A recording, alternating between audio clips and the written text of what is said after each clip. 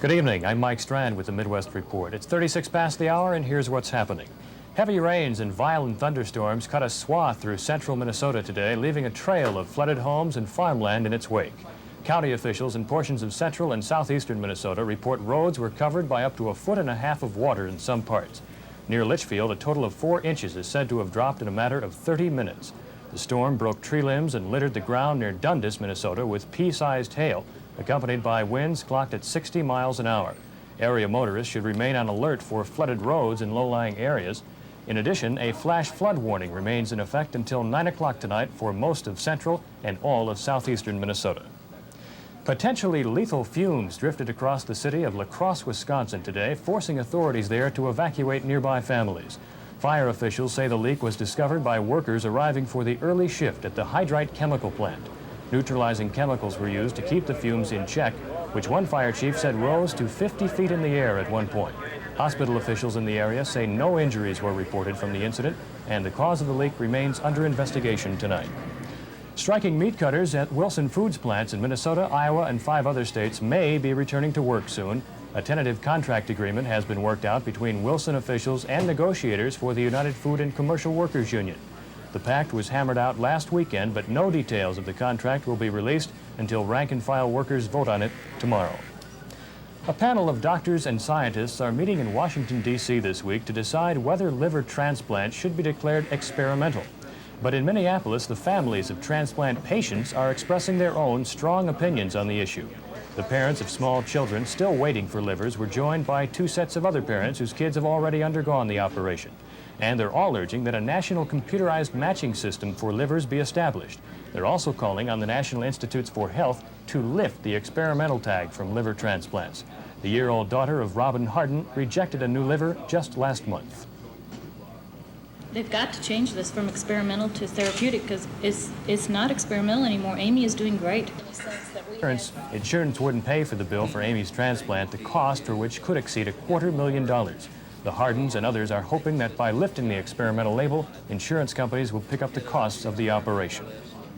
Doctors at the University of Minnesota hospitals say a year-old Detroit boy is doing well following transplant surgery for a new liver last night. Chief Surgeon Dr. John Najarian of the University of Minnesota says young Scott Topsky appears to have a normal, functional liver. Najarian says the Warren, Michigan native is doing beautifully. The donated liver came from a 1-year-old Wisconsin boy who died in an auto accident. Iowa Governor Terry Branstad and his wife Chris are expecting their 3rd child next January. News of the impending birth came this morning from the governor's office in Des Moines. Historians believe this would be only the 2nd birth to Iowa's first family during a governor's term. The last occurred in 1847 when a daughter was born to Governor Ansel Briggs. I'll return in just a moment with a look at sports and the Midwest forecast. Stay with us. There's a lot about the business world you can't learn in any textbook. You learn it here, the Wall Street Journal. Today's business, always current, always timely. Believe me, it's required reading. Get all the business news you need when you need it. Get the Wall Street Journal, delivered every business day for 6 months for $47, just 37 cents a day. Phone toll-free, 800-453-4810. That's 6 months, $47, only 37 cents a day. Phone 800-453-4810 now. In pro baseball overnight, the Minnesota Twins snapped a 4-game win streak with a squeaker of a loss to the Toronto Blue Jays 2-1. And Detroit kept its 7-game victory streak alive with a 4-1 drubbing of the Brewers. All 3 teams will continue their series with games tonight. You want to see a range of temperatures? Take a look at these. Around the Midwest right now, they range from the 40s to the 90s. Large patches of thunderstorms dot much of the upper portions of our region tonight. For Wednesday, a heavy band of storms will continue to roll across the Dakotas, Minnesota, portions of Iowa, and Wisconsin.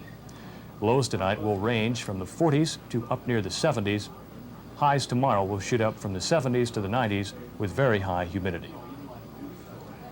Recapping our top story this evening, flood damage from across the region is still continuing. We have heavy thunderstorms across most of Minnesota, much of which will continue tomorrow. I'm Mike Strand. More news from the Midwest next hour on SNC.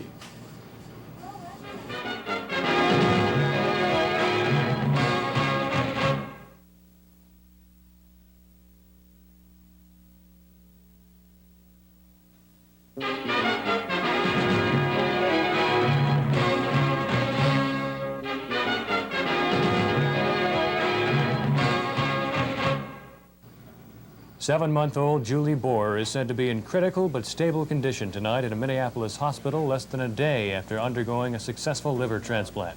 The doctors who performed that 4-hour operation say the young patient passed the biggest test, but the ordeal to keep Julie alive continues. Good evening. I'm Mike Strand with the Midwest Report. Here's what's happening at 36 past the hour. The best-known resident of Wichita, Kansas, lies in an intensive care room at the University of Minnesota hospitals tonight, recovering from a life-saving operation that her doctors feel went smoothly and they hope successfully. She now looks very good. She's out of surgery. Her liver looks like it's beginning to function.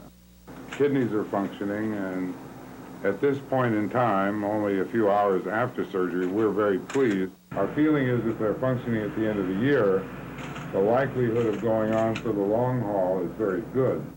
Julie's parents say they're continuing their prayers, but exhaustion and excitement of even finding a donor has taken its toll on the family. Authorities in Wright County, Minnesota are still hunting tonight for a pair of escaped prisoners who fled the jail last night. Both are considered dangerous, especially this man, James Johnson, a convicted kidnapper and confessed killer. The second man is 22-year-old Tracy Hook, charged with 2 counts of forgery and assault. The 2 men escaped after apparently sawing their way to freedom through a steel plate in the ceiling of Johnson's cell. They crawled through an air duct through the roof, changed clothes, and dropped to the ground. The 2 were last seen at a tavern in Big Lake, Minnesota, where they'd been dropped off by an old girlfriend of Hook's. Federal aviation officials are looking into reports that pilots for Republic Airlines mismanaged fuel supplies, causing a rash of recent emergency landings. An FAA spokesman says an 8-member panel of inspectors has begun interviewing mechanics, pilots, supervisors, and executives at the airline's headquarters in Minneapolis. The probe has reportedly been underway since June 14th. In the past 3 months, Republic pilots have had to make 2 unscheduled landings because of poor fuel management. More than 24 South Dakota residents will appear in federal court next week to answer charges of illegally killing and selling bald eagles. 50 people in South Dakota and 8 other states have been indicted in connection with that sting operation. Some of those netted in the case say the federal game officials staged the operation as a publicity stunt for Interior Secretary James Watt. Mother Nature continued her rage across the upper Midwest today as severe weather spawned tornadoes and caused property damage to many parts of the region. The storm moved into the Dakotas last evening and began spinning off twisters. Authorities in Crookston, Minnesota are still assessing damages from a tornado and high winds that followed it, as well as a storm that caused a funnel cloud to drop near Fargo, North Dakota just minutes earlier.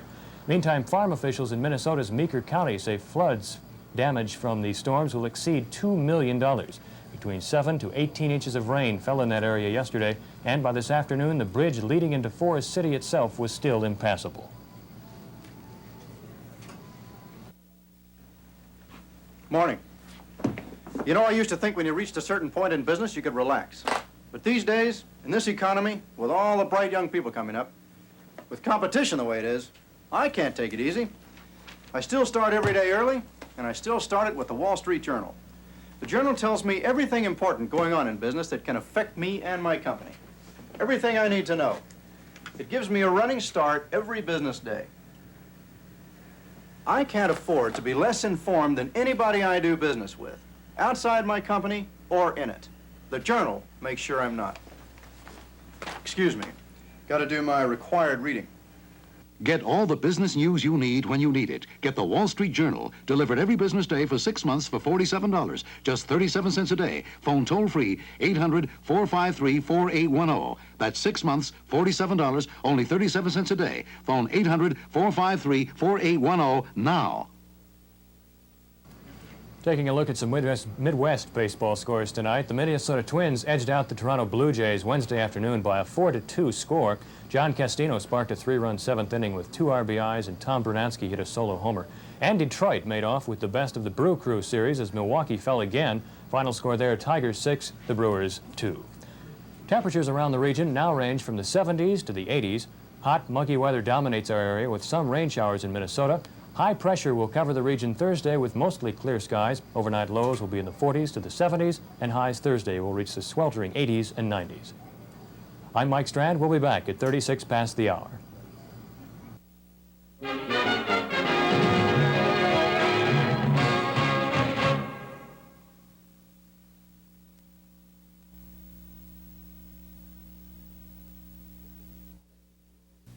Recent economic figures have reinflated GOP hopes about the wisdom of Reaganomics. And during a fundraising dinner in Minneapolis Thursday, Mr. Reagan took ample opportunity to puncture any Democrats' hopes of using Republican policies for their own campaign tools.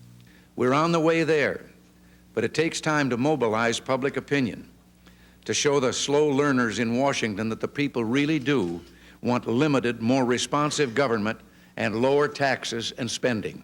But if the economy is helping President Reagan, the debate over defense and foreign policy is not. More than 4,000 protesters stood for hours in front of the hotel where Reagan spoke, dozens of organizations with a variety of gripes about Mr. Reagan's record. Most criticized the president for his stand on nuclear weapons, since Minnesota overall is one of a growing number of states that support a freeze.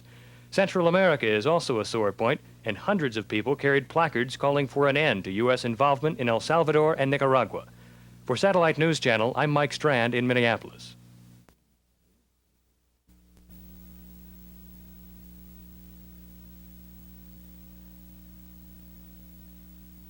The AFL-CIO called the decision outrageous and predicted it will lead to union busting. Dave?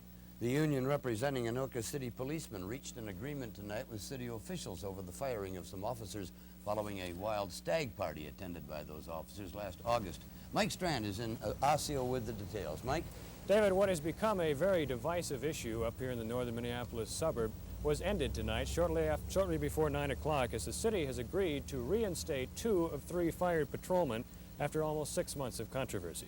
The third officer, 29-year-old John Essig, has resigned as a part of the settlement reached shortly before 9 o'clock. In all, 6 patrolmen were either fired or suspended last September following the August 23rd stag party where prostitutes were involved. The police union appealed, saying the punishment was much too harsh that was doled out by the city. Tonight, city and union negotiators bypassed public testimony and arbitration by taking the issue behind closed doors. Talks dragged on for more than 7 hours today as both sides tried to hammer out an agreement on the status of the officers. The stumbling blocks appeared to be polarized personalities and how both sides could save face. Even in the end, neither side could quite agree on the terms of the settlement. There's not agreement finalized. We've got a framework to work within, and tomorrow we're going to talk specific terms. And I guess the framework will be finalized hopefully by the end of tomorrow. The city has agreed to reinstate Officers Parks and Albro. Officer Essig has resigned. The 3 grievants who were suspended have withdrawn their grievances, which in effect sustains them as originally imposed. The parties have agreed not to disclose any specific terms of the agreement. The agreements will be finalized tomorrow. What is known is there will be no arbitration hearing tomorrow. The 3 suspended officers have agreed to drop their grievances altogether. The 2 reinstated patrolmen are 33-year-old Jeff Parks and 54-year-old Dewey Albro, and they could be in uniform as early as tomorrow morning. Once again, Anoka City officials have agreed to reinstate 2 of 3 fired patrolmen from last August 23rd stag party in Anoka. Pat? Tons of powder fine ash are creating a possible health threat for workers at the Pig's Eye sewage treatment plant. That ash comes from 2 incinerators that have temporarily been shut down. Tonight, the Metropolitan Waste Commission held a special meeting to discuss possible solutions to the problem, both short-term and long. Mike Strand reports now on their decision. Mike? Pat, it's becoming a mounting problem. To date, some 200 workers at the Pig's Eye plant have been checked for lung disorders. The tests have been inconclusive, but the hazardous conditions have sparked waste management officials to move quickly in plugging those leaks. Toxic levels of lead and silica are in the dust and ash, which often covers workers at the Pig's Eye plant. Officials are now demanding that workers wear protective masks to reduce the risk of lung disease. But cutting down on the dust itself will require mechanical changes at the facility. Commissioners tonight approved a short-term plan to deal with ash leaks. For $63,000, the 2 shut-down incinerators will be refitted to provide a more constant flow of ash, lessening the potential for leaks. In addition, there will be regular inspections of the ash and conveyor system. Commissioners believe the initial steps will solve the problem for now. I think they'll solve it, and my feeling is that the quote-unquote long-term solutions that were proposed tonight should have been incorporated into the initial design of the system. And we wouldn't have had the ash problem and the dust problem in the environment where our employees have to work every day. A longer-term solution is to upgrade what many consider to be the almost antiquated system at Pig's Eye. A new conveyor system using compressed air would replace the old open bucket method. And the entire plant could be converted to a wet ash system, but storage problems may hinder that proposal. The $250,000 system would be operational within 12 to 18 months. Commissioners took no action on the longer-term plans, but further discussions are planned, and the capital improvements to Pig's Eye are almost certain to be approved. Pat? Mike, you always wonder in cases like this, but why has it taken so long for this kind of problem to come to light there? Well, one of the problems was that the union itself had noticed some of these problems months ago and had reported them duly. However, part of the problem has been, according to the commissioners, that the staff members of the Waste Management Commission have not talked well or discussed these problems with the commissioners themselves, and there's been sort of a communications gap between both of them. So just now they're getting to resolve that as well as the problems at Pig's Eye. Okay. Thank you, Mike. Good report. Dave? Another phase of transplant surgery was heralded today in Pittsburgh when 6-year-old Stormy Jones made a public appearance. Her first meeting with the public since undergoing the world's first heart and liver transplant last month. Doctors say Stormy's unusually hot